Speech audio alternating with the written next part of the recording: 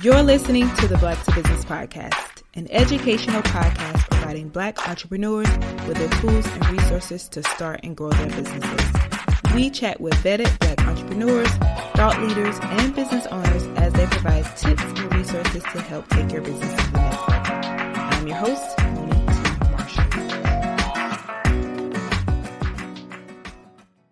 Hey, and welcome back to another episode of the Black to Business Podcast. This is your favorite host, Monique T. Marshall, and today's a short and sweet solo episode where we're diving all into something that I know resonates with every entrepreneur, especially those of us who've had to fight for every inch of our success. So today I'm going to be talking about taking risks, facing fear head on, and pushing past the limits that often hold us back. Now, as entrepreneurs, this journey, you already know, is filled with moments where we have to step out on faith and take risks that others might think are just plain crazy. I always say that you really got to have a little bit of insanity in you to be an entrepreneur, because it is truly not for the faint of heart. But here's the thing, playing it safe rarely leads to greatness. And I personally know this from experience, because whether it was deciding to leave my small hometown after high school to attend Howard University, despite people telling me it's too far, it's too expensive, or it's too hard to get into. And also, in addition to that, moving to New York after graduating with barely $1,000 and no job, and I've been here for 10 years, and I've learned that sometimes you really have to bet on yourself, even when the odds seem stacked against you. And I share this with you not just to reminisce, but to really illustrate a point that's crucial for your journey. Every big move I've made, every leap of faith has come with fear and uncertainty, but it also comes with incredible growth. And I want to remind you that taking risks isn't just part of the entrepreneurial journey. It's the key to truly unlocking your full potential.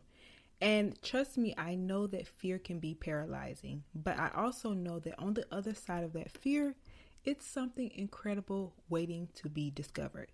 So that's why today we're going to talk about the importance of taking those risks, the role of faith and self-belief, and how to move forward even when the path ahead isn't clear. We're going to cover everything from knowing your why to getting comfortable with being uncomfortable, and I'll share some practical tips on how to navigate these challenges. So let's get into it. Let's kick it off with something that's foundational to everything else we're going to talk about today. And I talk about this all the time because I truly believe it is so important, and that is knowing your why. It isn't just about setting business goals or hitting these financial milestones that you have. It's about really understanding the deeper purpose that drives you. So your why is what fuels your passion. It keeps you motivated when the going gets tough, and it gives you meaning to all the hard work that you are putting in. And honestly, it's the reason you're in the game in the first place.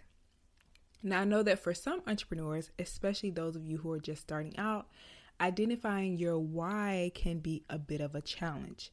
You might be caught up in, and trust me, I was here as well.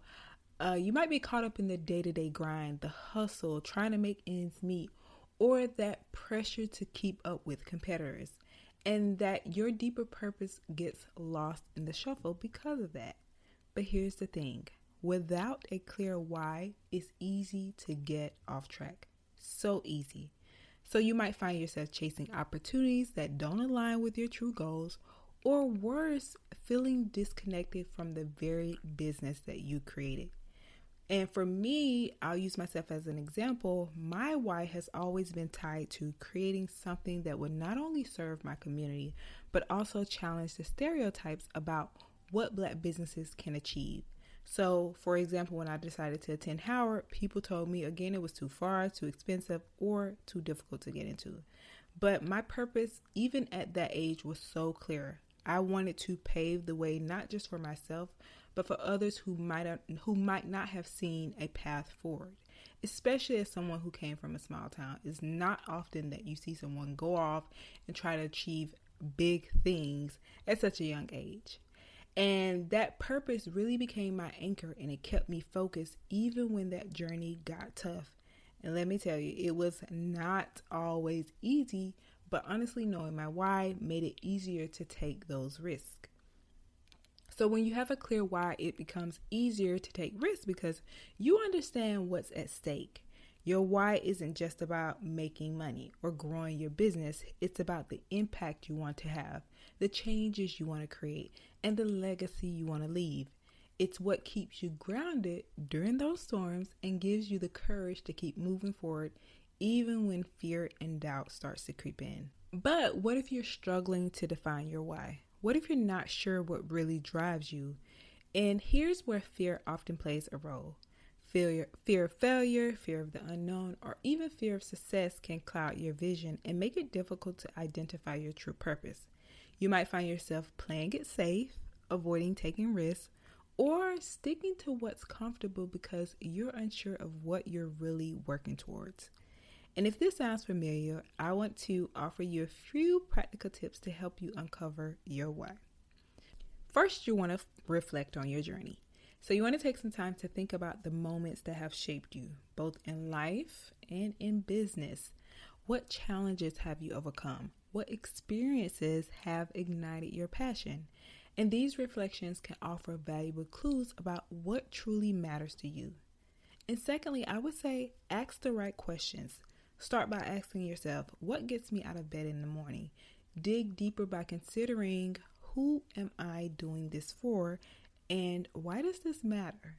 And the answers to these questions could help you identify the driving force behind your business. And then third, you want to consider the impact. Think about the difference you want to make. How do you want to contribute to your community, your industry, or even the world? Your why is often connected to the impact you wish to have. And fourth, reconnect with your passion. Sometimes in the grind and hustle of running a business, we lose sight of what our original inspiration was. And reconnect with what you're passionate about and let that passion guide you toward your purpose. And then fifth, I would say visualize the legacy. So picture what you want to be remembered for. What kind of legacy do you want to leave? What do you want people to say about your business long after you're gone? Your why is often tied to this vision of the future.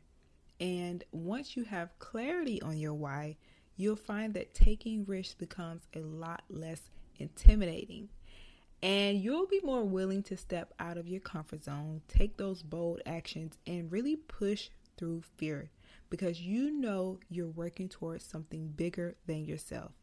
And your why becomes your compass. It guides you through the ups and the downs of entrepreneurship. And I'll say this, in the end, knowing your why isn't just a nice to have. It is so important. So in the beginning, I mentioned this is the foundation. I say it all the time. It is so important. It's essential. And it's the foundation upon which your business is built. And the clearer you are about your purpose, the more powerful and confident you'll become in taking the necessary risks to grow your business and truly fulfill your vision. Now, let's talk about something that's also essential if you're going to take risks and push past fear: faith, belief, and self-trust.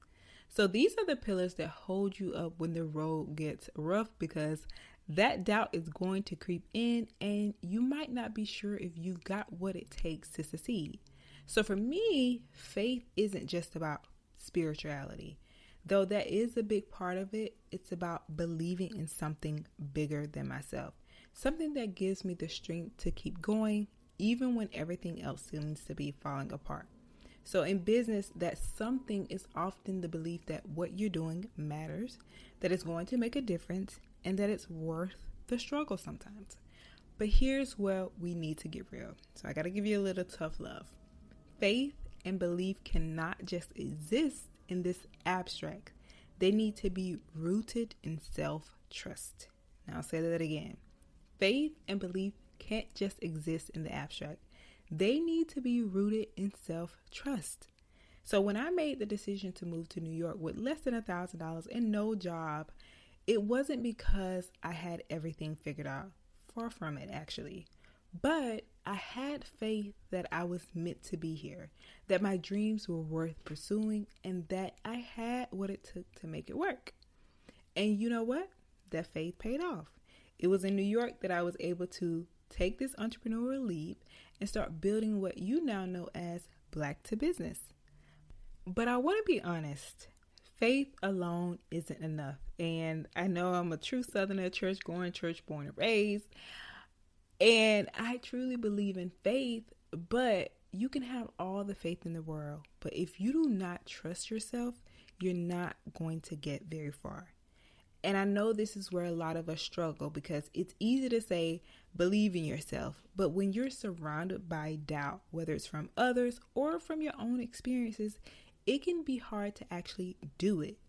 So here's the truth. Many of us don't like to admit the fact that we don't trust ourselves. We don't trust that we're good enough, that we're worthy enough, or that we'll put in the work to make our dreams a reality. We second guess our abilities, we question whether we deserve success, and sometimes we sabotage our own progress because deep down, we're not sure we have what it takes. And this lack of self-trust, it's one of the biggest barriers to taking risks and stepping into the fullness of our potential. And I remember even those days, especially the early days of Black to Business, of even just graduating high school, college, doing all the leaps, it was like one of the biggest things that we struggled with, especially coming from humble beginnings, is finances. And I used to always think like, no matter if I do not have any money, I can still figure out a way. I just really believed that I could do it. I really believed that I can find a way to make this work. And I believe if I had this vision that was so clear, there was a reason why I was given this vision, and I had it within me to do what was necessary to make it come true. So I truly believe that if it was for anybody to get the job done, it would be me. So how do we start to build that self-trust? How do we move from a place of doubt and insecurity to a place of confidence and belief in ourselves? And here are some more steps for you. So first, you want to start with the small wins. So one of the most effective ways to build self-trust is to start small. Set those achievable goals and commit to following through on them. So each time you keep a promise to yourself, you're reinforcing the belief that you can do this. And these small wins, they add up. And over time, they build your confidence and make it easier to take bigger risks. And secondly, you want to celebrate your progress. It's so easy to focus on what you haven't done, but take the time to acknowledge your accomplishments, no matter how small. Celebrate the progress you've made, the goals you've achieved, and the challenges that you've overcome. And this helps you shift your mindset from one of doubt to one of self-belief. And third, you want to reframe your failures. So instead of seeing setbacks as evidence that you're not good enough, view them as learning opportunities, because each failure is a chance to grow, to improve, and to build resilience. So remember, it's not about never failing. It's about bouncing back stronger each time you do. And fourth, you want to surround yourself with positivity. This is a huge one. And the people you surround yourself with will have a huge impact on your self-belief. So seek out mentors, seek out peers and supporters who uplift you. They challenge you and remind you of your worth. And sometimes you need others to see the greatness in you before you can see it in yourself. And fifth, practice self-compassion. So be kind to yourself. Understand that building self-trust is a journey, and it's okay to have moments of doubt. And when those moments come up, practice self-compassion. So remind yourself that you're doing your best and that is enough. And the more you practice self-compassion, the more you'll find it easier to trust yourself. And lastly, I would say take consistent action. So ultimately, self-trust is built upon action. So the more you step out of your comfort zone, the more you push past your fears, the more you prove yourself that you are capable, and action breeds confidence, and confidence breeds self-trust. So the bottom line is, if you don't believe in yourself, no one else will. You have to be willing to bet on yourself, even when the odds seem stacked against you. You have to trust that you are worthy of success, that you have what it takes to achieve your goals, and that you are capable of overcoming any challenge that comes your way. So I want to say all this to say that it's not about never doubting yourself. It's about pushing forward even when you do. It's about building that self-trust step by step, because it is a journey, until you're confident enough to take the necessary risks to achieve your dreams. Now, as we transition into the next session, I want to talk about something that's often a deal breaker for many entrepreneurs, and that is the discomfort of stepping into the unknown and the fear of imperfection. Now, I used to be guilty of this, and still sometimes I do. So it's easy to get caught up in the idea that everything has to be just right before you make a move. But here's the reality. Growth doesn't happen in the comfort zone, and waiting for the perfection is a trap that can keep you stuck. So here's the hard truth. If you want to grow, you have to be comfortable with being uncomfortable. And this is where real change happens. So when I started Black to Business, I didn't have the perfect setup, especially when I started the podcast. In fact, I had very minimal equipment, and I launched the podcast on this shoestring budget. I believe everything cost me under $100, but I did not let that stop me. I remember all I saw when I saw podcasts was a lot of people were in studios. I did not have a studio, especially in New York, so I had to use what I had. And many of you may know the story of me starting in the Brooklyn Public Library, getting the free space, and the first guest was with my microphone on the top of some books. Like, that's literally how I started, scrappy. And it was very minimal, but I didn't let that stop me, because I knew that if I waited for the perfect moment, it would never come. So I just took the leap, and then that decision really changed everything. So in business, things are rarely going to be perfect. So if you wait for perfection, you will be waiting for forever. So the key is to take action even when things aren't ideal, and it's about progress, not perfection. So every step you take, no matter how small, brings you closer to that goal that you have and that vision that you have for yourself. And here's the thing. What I started to notice is that because I am a recovering perfectionist, most people say, like, what they know about Monique is she likes things done a certain way. And what I realized is that people really connect with people. So they don't want to have everything laid out and everything perfect. They want to see sometimes the rough draft. So they connect with that authentic side of you. So don't be afraid to show the rough edges, the behind the scenes struggles, and that real you, because that's what people liked. And that's what makes your journey relatable and inspiring. And so I also want to emphasize that the journey itself is not going to be perfect. There will be some missteps, there will be some setbacks, and there will be some moments of doubt, but that's all a part of the process. So when I think about the early days of the podcast, I honestly am amazed by how far we've come. But it all started with taking that first imperfect step. So if I would have waited for everything to be perfect, I would have missed out on so many opportunities. And for me, I always say it's a reminder that you just have to start where you are with what you have, and everything else will fall into place. Because I used to say, like, oh, other options in my business would be perfect in this way, and sometimes they would never work out.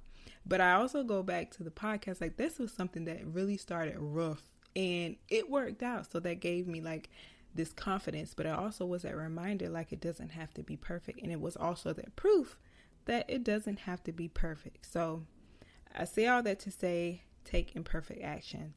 And I'll be the first to say that getting uncomfortable is hard. It means that you are stepping into situations where you might not have all the answers, where you might make some mistakes, and where you might even fail. But that's where the growth happens.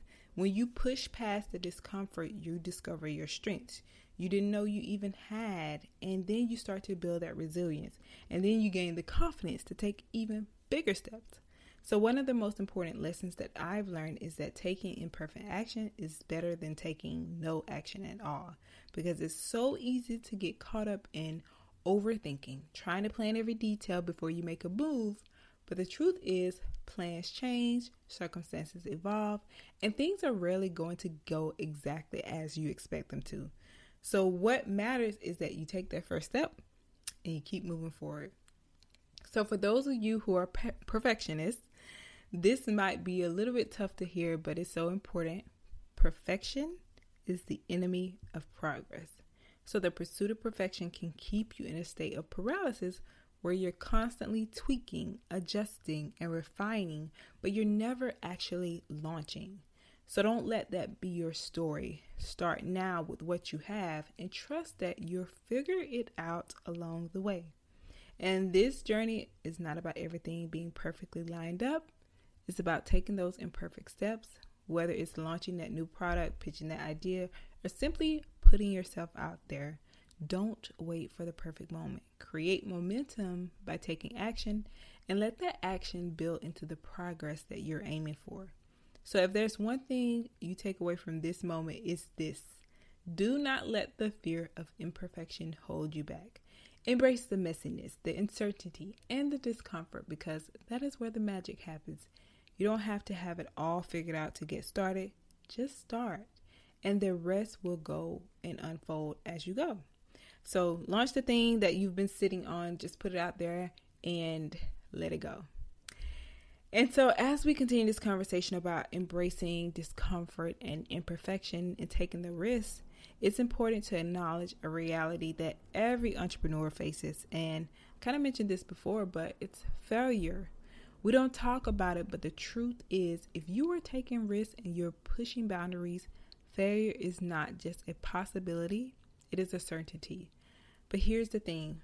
Failure isn't the end. I think for so many people, we think like, oh, it's the end if I fail at this thing. It's not the end, because it's a critical part of the journey, and how you handle it is what's going to make all the difference. So let's get into failure a little bit more. Honestly, you already know no one likes to fail, but the reality is that if you are taking risks, it's going to be inevitable. So one of the things you probably heard people say oftentimes, especially in the business world, is fail fast and learn quickly. So when I started the podcast, there were definitely some things that didn't go as planned, but instead of letting those things discourage me, I used them as learning opportunities. So I figured out what worked, what didn't work, and then I adjusted my approach, and then I just kept moving forward. I've been podcasting since 2016, and it has been some learning lessons in this journey. So when you are failing, especially if you're a person that does not like to fail, or someone who hasn't grasped that failing is okay, it can feel heavy, especially when you've invested so much time, energy, and resources into something. But the real power lies into how quickly you can pick yourself up, analyze what went wrong, and then pivot. And I often think about this was one of the things that held me back in my beginning stages, was trying to make it work when all I needed to do was pivot, change it up just a little bit. And so this mindset of treating your journey as a series of experiment is going to be crucial in business. So each experiment gives you data. So some results are what you hope for, while others show you what not to do the next time. And the faster you fail, the quicker you'll learn, and then the quicker you'll adapt. So this concept of failing fast and learning quickly is not about being reckless, okay? It's about being strategic. So it's about understanding that every setback is an opportunity to refine your approach, to get closer to what works. And when you fail fast, you're not dwelling on what went wrong. Instead, you're focused on the lessons that will propel you forward. So for example, in the early days of Black to Business, I had those moments where certain strategies, they didn't yield the results I expected. I could have easily thrown in the towel or spent months trying to perfect something that wasn't working. Instead, I took a step back. I assessed the situation, and then I pivoted. And that willingness to adapt and move forward is what kept the momentum going, even when things didn't go as planned. So here's a tip. After every failure or setback, take some time to reflect. Ask yourself, what went wrong? What could I have done differently? What did I learn? And then write it down, analyze it, and then move on. Don't dwell on the failure, but don't ignore it either. Use it as a stepping stone to something better. And the only true failure is not trying at all. So every mistake, every misstep is part of the learning curve that leads to the success that you want. So don't shy away from taking a risk because you are afraid to fail. Embrace the failure, learn from them, and use them to fuel you. And taking risks isn't just about strategy. It's also about managing your emotions that come with taking those risks. So fear, doubt, and anxiety, those are real things. And these are all natural feelings when you're stepping into the unknown. And let's be real. There are times when you are going through something rough and it feels like life has to be playing a joke on you. Like I often say, like, this is a joke, but those moments are often the ones that lead to the biggest breakthroughs. Because I always say, like, I am never going through this again. So it is true. Those are leading to those big breakthroughs.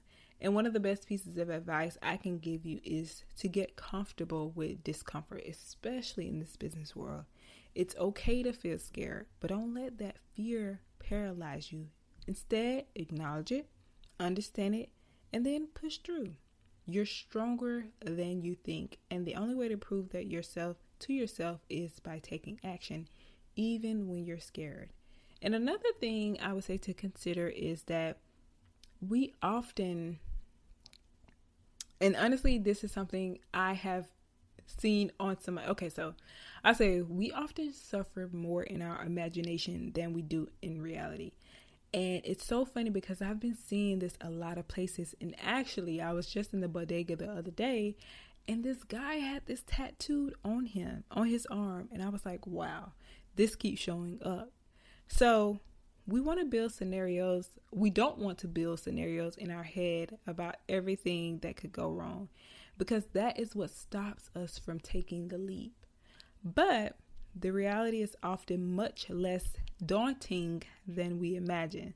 So instead of focusing on what could go wrong, start thinking about what could go right. What's the best case scenario? What's the potential upside? And when you start thinking this way, you'll find it easier to take risks. And now here's where the rubber meets the roads. Just do it. So it's easy to get stuck in analysis paralysis, overthinking every little detail until you talk yourself out of taking that action. But here's the thing. There's no perfect time to take a risk. If you wait for the stars to align, you'll never move forward. And the key is honestly to just start. So one of the strategies I use is the 5-second rule. So when you feel yourself hesitating, count down from 5 and then take action. So I'm like 5, 4, 3, 2, 1. Sometimes I'll look at the alarm clock and I'm like, okay, I'm not going to wait another minute. 5, 4, 3, 2, 1. And it really works. I don't know what it is. I think, what was it? Mel Robbins came up with that. So that's not something that I came up with, but I use it.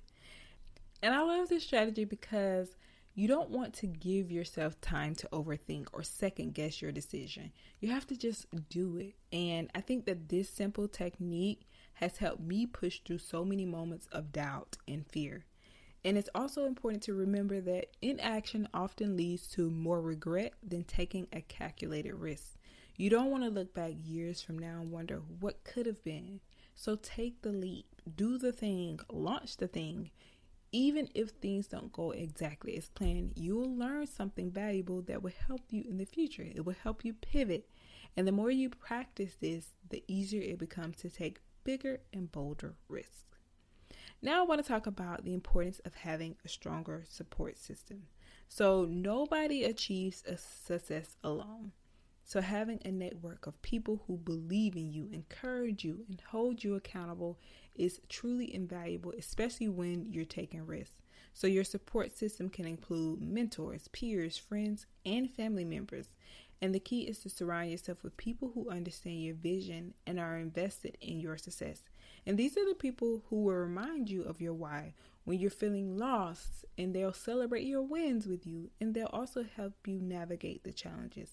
And it's also important to be intentional about who you let in your circle, because not everyone will get what you're trying to do, and that is okay.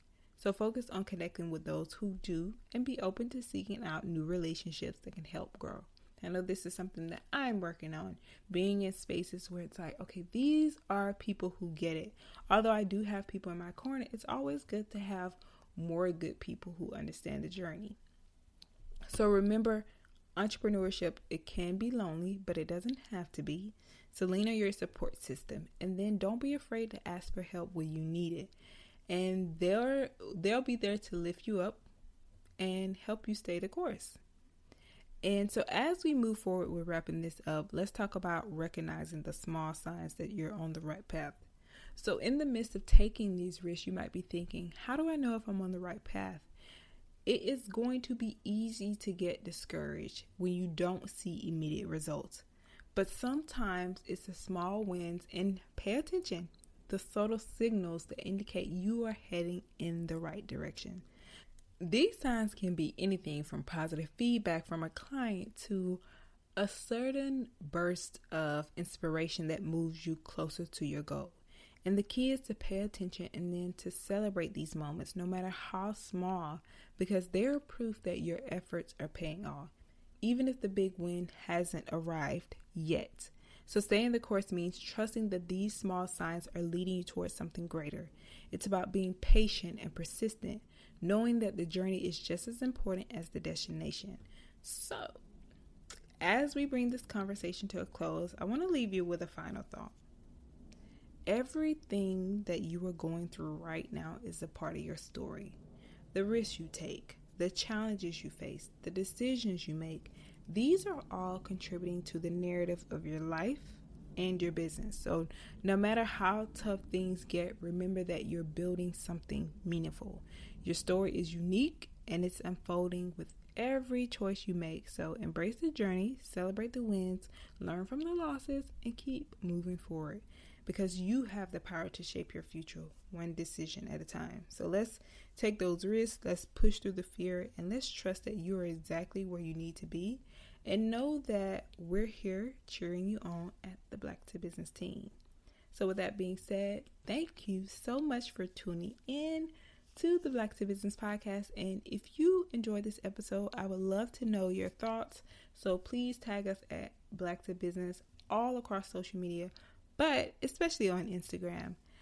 And I want to encourage you to keep pushing and keep pushing the culture forward. And I will see you back here next week.